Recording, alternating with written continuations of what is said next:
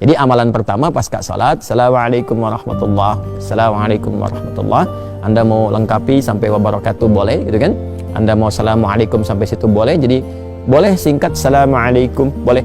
Kalau di madzhab Maliki itu biasanya yang salam pertama Assalamualaikum, kemudian yang kedua Assalamualaikum warahmatullah, gitu ya. Kalau Anda mau Assalamualaikum warahmatullah boleh, sampai wabarakatuh juga boleh, gitu ya. Itu luas sekali babnya, sudah saya terangkan di bab fikih salat yang lalu. Lalu setelah itu apa amalannya? Sejenak, ya, kemudian langsung kita beristighfar kepada Allah 3 kali, ya, 3 kali. Yang paling singkat, yang paling pendek tadi dikonfirmasi di syarah, gitu kan? Bagaimana bacaannya? Maka Nabi pernah menyontohkan yang paling singkatnya Astagfirullah, Astagfirullah, Astagfirullah. Itu yang paling singkatnya. Jadi kalau kita selesai sholat, ya kan, udah salam, kemudian kita istighfar Astagfirullah, Astagfirullah, Astagfirullah. Kalau kita mau misalnya lengkapi juga, ya, dengan mau panjangkan misalnya boleh Astagfirullahaladzim, Astagfirullahaladzim, Astagfirullahaladzim. Nanti ada terusannya tuh, Alladzi la ilaha illa huwal hayyul qayyum wa atubu ilaih. Boleh, ya. Jadi kalau misalnya buru-buru, ya, harus segera berangkat dan sebagainya, silahkan. Mau sambil berdiri istighfar Astagfirullah, Astagfirullah, Astagfirullah 3 kali, ya. Baik, ini menarik. Kenapa istighfar? Kenapa bukan langsung tasbih subhanallah, ya kan? Tahmid, alhamdulillah, Allahu akbar. Kenapa istighfar dimulai? Masih ingat teman-teman? Ya, kalau kita sambungkan ke awal tadi, idealnya dan seharusnya saat sholat itu kan terhubung dengan Allah, kan? Saat sholat itu harusnya khusyuk, kan? Terhubung dengan Allah, nyambung kita. Tapi ada bagian-bagian dalam sholat yang kadang-kadang nggak terhubung dengan Allah. Bahkan dimulai dari takbir pun kadang-kadang sudah nggak nyambung, ya, tahu-tahu udah waladolin, gitu kan. Padahal tadinya baru takbir tuh, ya, tahu-tahu baru sadar udah waladolin, kan, amin tuh, ya. Nah, itu sesuatu yang kurang dan akan dilengkapi. Maka ketika akan melengkapi, adab pertama kita minta ampun dulu sama Allah. Seakan-akan kita mengatakan begini, ya Allah, ampuni hamba yang seharusnya tadi dalam sholat, ya, hamba bisa maksimal terhubung denganmu, tapi ada bagian-bagian tertentu yang kurang maksimal. Maka sebagai adab kita istighfar, Astagfirullah, ya Allah saya minta ampun, ya Allah saya minta ampun. Ini kaitan dengan sholatnya, ya, ini kaitan dengan sholatnya. Ini bagian yang pertama. Baik, yang kedua ada kaitan juga nanti dengan pembuka ke doa. Pembuka ke doa, karena doa ini doa yang terbaik itu salah satunya adalah doa yang dimulai dengan istighfar. Doa yang dimulai dengan istighfar, karena doa itu spiritnya begini, doa itu kan permohonan yang paling suci, bersih. Nah, akan sampainya kepada Allah yang maha suci. Sedangkan sifat Allah dalam menerima doa disebutkan oleh Nabi, innallaha thayyibun la yaqbalu illa thayyiba. Allah itu maha baik, maha suci, tidak menerima kecuali yang baik-baik saja. Ya, maka permohonan yang baik itu akan sampai kepada Allah yang maha baik jika hatinya baik dan jika dirinya baik. Makanya ada orang-orang yang ketika bermohon kepada Allah, dicontohkan oleh Nabi, dulu ada orang-orang, saya katakan langsung hadis Nabi saja, ya. Qala Rasulullah sallallahu alaihi wasallam bima ma'na atau kama qala Rasulullah sallallahu alaihi wasallam, thumma dzakara ar-rajula ash'atha aghdara yutilu as-safara, kan? Yamuddu yadayhi ila as-sama'i fayaqulu ya Rabb, ya Rabb. Faqala Rasulullah sallallahu alaihi wasallam, anna yustajabu li dzalika? Famat'amuhu haramun wa mashrabuhu haramun wa ghudhiya bi haramun. Fa anna yustajabu li dzalik? Nabi mengisahkan seorang lelaki yang menempuh perjalanan panjang yang diniatkan untuk menaati Allah, itu berpotensi mengabulkan doa. Makanya kalau sedang safar banyak berdoa. Safar ke yang baik-baik, ya, bukan safar ke tempat-tempat gak jelas, kan? Kemudian setelah itu sampai di situ dia mengangkat tangannya. Orang yang mengangkat tangan untuk berdoa, kata Nabi, innallaha hayyun karibun. Sungguh Allah itu sangat maha mulia dan sangat maha memahami, ya, keadaan hambanya.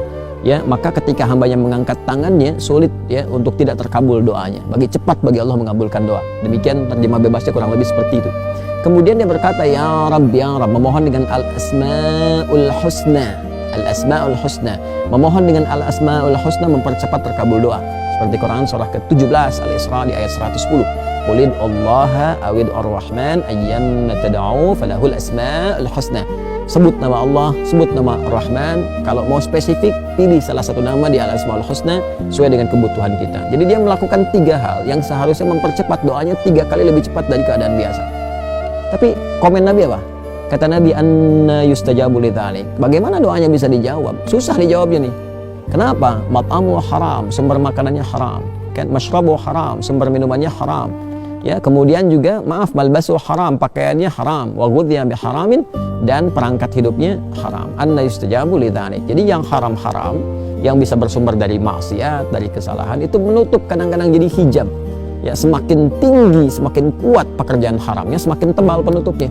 Ya, semakin tebal penutupnya. Tapi kalau haram-haram dosa-dosanya misalnya kecil-kecil, tipis tuh sekatnya. Ya, kalau tipis kan cahaya masih bisa tembus kan. Tapi kalau tebal kan mantul. Itu ilustrasinya begitu. Ya, sedangkan Allah kan pemberi cahaya, nurun ala nur. Ya, ini cahayanya nggak bisa nyampe tuh kalau Allah berikan, nggak bisa tembus ke kitanya karena hatinya bermaksiat. Maka untuk membuka itu dengan istighfar. Astagfirullah, astagfirullah, astagfirullah. Makanya kalau orang rajin istighfar tuh, dulu saya pernah ceritakan kan, dan viral juga kisah ini ya, di berbagai kesempatan. Orang rajin istighfar itu kadang-kadang belum minta, Allah sudah kabulkan. Saya tidak harus mengulang tentang kisah tukang roti ya, dan sebagainya gitu. Tapi itu indah sekali, latihan deh, latihan. Sampai istighfar itu di kebiasaan, bukan hanya pasca sholat.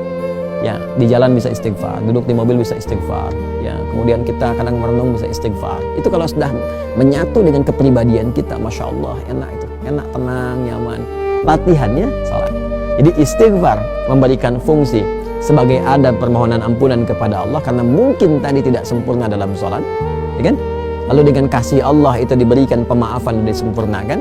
Lalu yang kedua, pembuka untuk menyampaikan permohonan dalam doa kepada Allah yang barangkali karena kondisi tidak terkoneksi tadi, ya belum mampu, ya kita menyampaikannya sehingga tidak terjawab dengan maksimal, ya kan? Ya, karena itulah setelah sholat kita beristighfar, pembuka itu dicerahkan dulu hatinya, ditenangkan, lalu memohon. Makanya orang kalau udah istighfar, mintanya itu, apalagi kalau air matanya mengalir, doanya lebih khusyuk dipanjatkan dibandingkan dengan langsung berdoa begitu saja. Gak percaya silahkan Anda cek tuh. Ya, ingat dosanya apa, ininya apa, ngalir air mata, minta itu seketika tuh cepat sentuhannya ke jiwa. Nah, karena itu nanti bab doanya terletaknya itu setelah itu.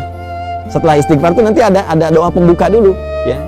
Karena itulah setelah Anda berdoa, ya kan? Setelah Anda istighfar, ya kita istighfar, astagfirullah, astagfirullah. Kalau mau dilengkapi silakan, astagfirullahaladzim, astagfirullahaladzim, astagfirullahaladzim. Kalau astagfirullah itu yang paling pendek ya. Memahaminya jangan begini. Nabi kan katakannya astagfirullah, jadi harus begitu, tidak. Hadis yang lain banyak juga, satukan ke situ, ini baru satu hadis. Ya, dan astagfirullah kalimatnya itu syarah hadisnya. Secara hadis ketika dikonfirmasi, hadis pokoknya mengatakan istighfar dan beristighfar 3 kali. Nggak disebutkan bagaimana caranya. Kalau kita ngaji hadis kita temukan ada 3 nih, versi yang pendek, versi menengah, versi yang panjang. Ya, memahaminya bagaimana? Kalau sedang buru-buru, ya kalau mau singkat astagfirullah, astagfirullah, astagfirullah. Kalau sedang agak santai, astagfirullahaladzim, astagfirullahaladzim. Kalau mau lebih panjang lagi, lebih santai lagi, astagfirullahaladzim. Alladzi la ilaha illa huwal hayyul qayyum wa atubu ilaih, gitu kan? Astagfirullahaladzim, alladzi la ilaha illa huwal hayyul qayyum wa atubu ilaih. Atubu untuk pribadi, natubu untuk banyakan. Ya kan? Jelas ya? Jadi itu yang bisa kita katakan. Tapi 3 kali ini maksudnya sampai merasakan ke jiwa, bukan cuma lihat, bukan cuma di lisan. Ya, lihat, zikir itu sampai ingat, bukan sampai keluar. Ini sampai ingat ya, sampai betul kalimat yang kita ucapkan mengingatkan kita dengan atau menyambungkan kita dengan Allah Subhanahu wa taala. Astagfirullah, astagfirullah, astagfirullah. Rasakan di hati kita sampai tembus ke jiwa.